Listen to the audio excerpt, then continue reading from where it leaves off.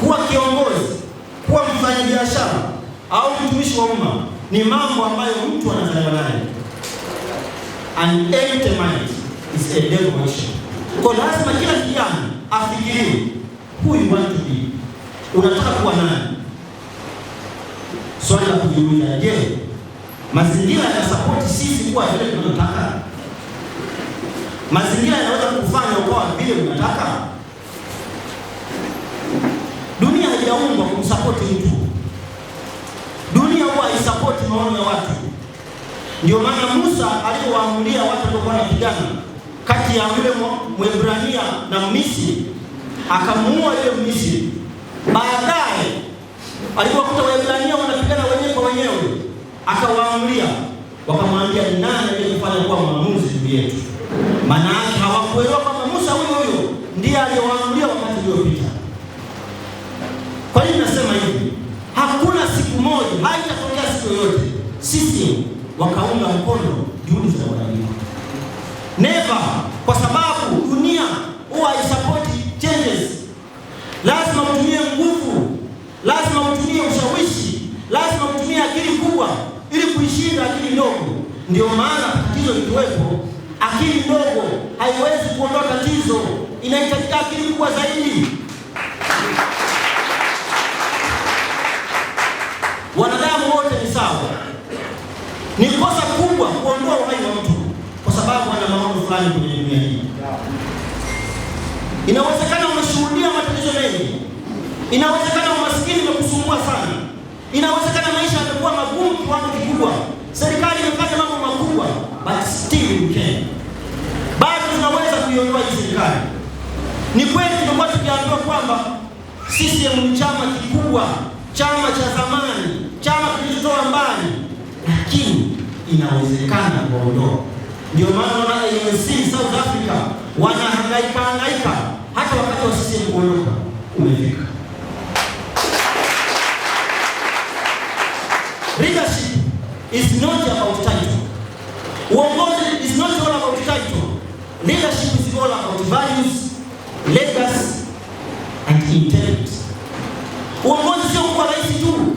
Unafikiri nini? Umeacha nini? Jamii itakuwa kwa ajili ya kitu gani baada ya kuondoka?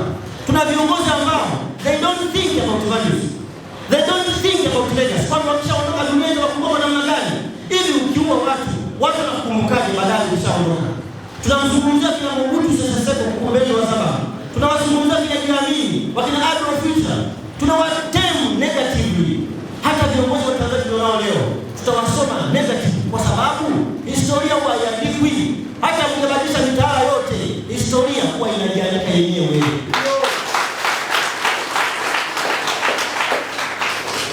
Viongozi tulionao wa serikali wamekuwa na negative mind, and negative mind will never give a positive change.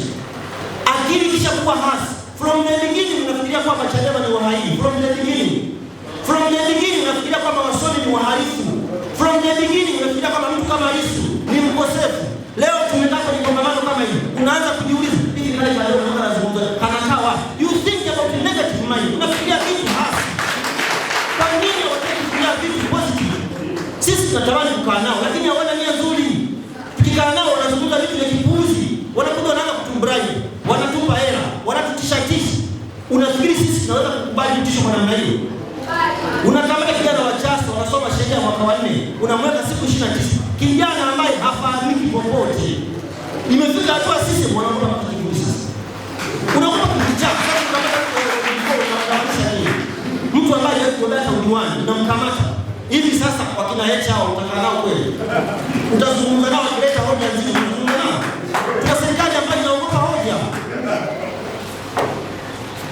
Sasa mimi nasema lazima tujifunze kudai haki sisi kama vijana.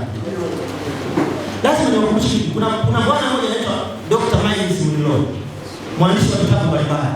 Uongozi unatoka wapi? Tumesikia mambo mabaya ya viongozi.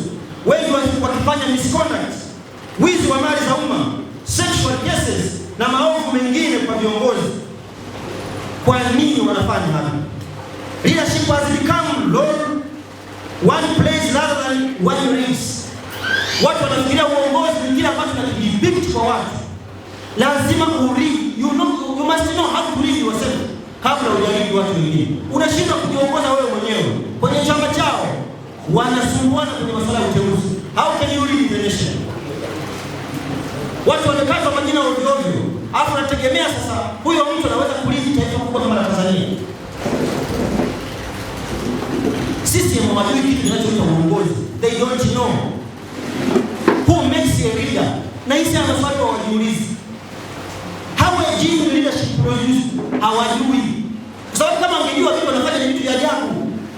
When does one truly become a leader? Hawafahamu. Kwa sababu kuna wakati mwingine ukiona mambo yanakushinda unataka kujiuzuru. Hawajiuzuru, wanafanya yani sisi wanatia huru. Kwa hiyo nahisi hawaelewi chochote kuhusiana na somo la uongozi. Wanapaswa wapate muda. Uongozi unatoka moyoni. Uongozi unaanzia moyoni. Lazima ujue namna ya kujiongoza kabla kuongoza watu wengine. Kama chama chako unashindwa kujiongoza, unawezaje kuongoza watu wengine? Alafu mnakuja vyuo vikuu, mnategemea sisi tuweze kuwajibu watu kama kina Giriba. Watu waliokosa mwelekeo, watu ambao hawana maono, watu wasiofikiria about changes. Anasimama anaanza kusema kwamba watu wote wanaomshambulia mama mtalala nao kulala lao.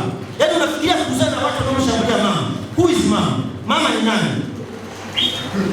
Pale mama hawezi kusema chochote. Mama akikosea hawezi kusema. Ndio maana tumetoa shauri mbalimbali. Wasomi wanaandika ripoti mbalimbali. Wameandika journals mbalimbali. Hamsikilizi. Ndio maana watu wanakuwa radical.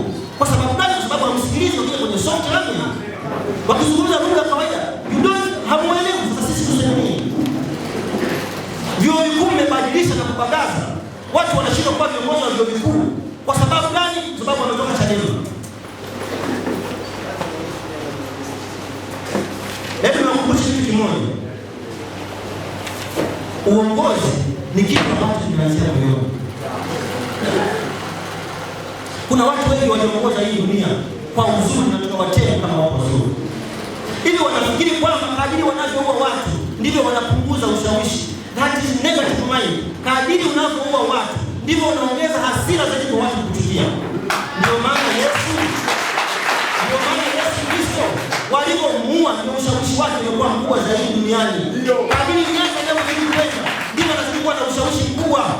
Kwa hiyo hata wakina John Heche, hawa viongozi wetu, hata wakina Mheshimiwa Tundu Lissu, kadiri mnavyozidi kuwasumbua ndivyo mnavyowaongezea nguvu kwenye jamii. Sio kwa sababu wanapenda hayo. Ni kwa sababu nyinyi mmeshindwa kutimiza wajibu wenu. Laiti mngetimiza wajibu wenu, yawezekana watu ni kwa kawaida tu. Lakini kwa sababu gani? Kwa sababu nyinyi hamtimizi wajibu. Sasa mnategemea akae alale usingizi. Alale akae nyumbani. Mnampiga Mheshimiwa Heche, mnamkamata, mnamfunga, mnawazuia wasimuone mwenyekiti. Hivi nategemea hawa watu wanafikiria nini? Alafu mnakuja kwa soft language. Tunahitaji maridhiano. Nchi inaumia sana. Inahitaji nafikiri kuumia kwa nchi kunazungumzia kwa lugha ya namna hiyo. Hapana. Tunataka tume huru. Tunataka katiba mpya. Tunataka maendeleo ya taifa. Sisi kama Chaso tumechoka sasa. Kama Chaso tumechoka kutawaliwa.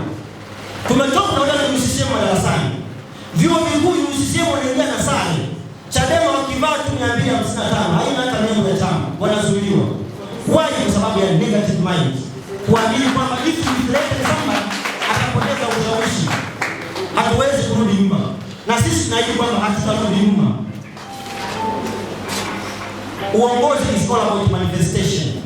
Unaacha kitu gani? Baada ya kufa unaacha kitu gani? Katiba tulionayo ya sasa haiwafanyi wa viongozi wakawajibika kwetu. Katiba inasema ili mjadili mambo ya matumizi ya fedha lazima kuwe na request kutoka kwa waziri wa fedha. Kwa hiyo bunge linazuiwa lisijadili masuala ya fedha kwa sababu hakujawa approve na waziri wa fedha. Rais atateua mwenyekiti wa tume ya uchaguzi, makatibu wake na makamishna wote. Rais atamteua jaji mkuu na mihimili yote. Unamwona rais anamtoa mpaka maspika wa bunge wanaondolewa kama mbwa kwenye nchi. Wanaondolewa kama mbwa. Muhimili ambao ulipaswa kusimamia haki. Sisi kama wasomi tumekataa. Na kuanzia sasa hivi tutafanya press mara kwa mara, tutazungumza na wananchi mara kwa mara, whatever itakosa na magana. Kwa sababu ingine silence wakati wa shida. Ukimya wakati matatizo yanaendelea. abort operation.